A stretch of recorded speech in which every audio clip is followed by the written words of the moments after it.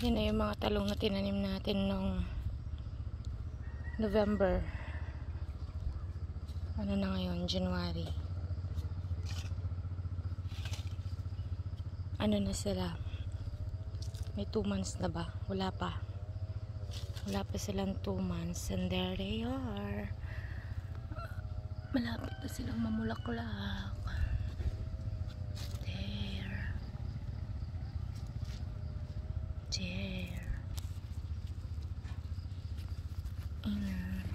Ang mga nakaligtas na sunflower ko.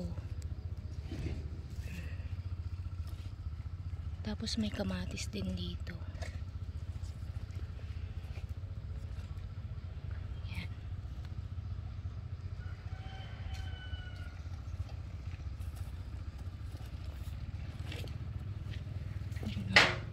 May bulaklak na. Kita niyo ba? Yun. Ayun, no, nandun nakatago yung isa. Tapos, sunflower again. Talong. Sunflower, talong. And I have here a crocodile plant. And kamatis again.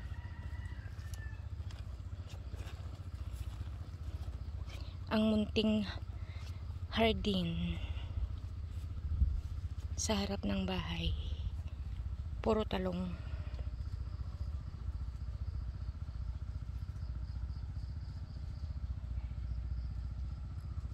Kakatapos ko lang maglagay ng pataba or abono.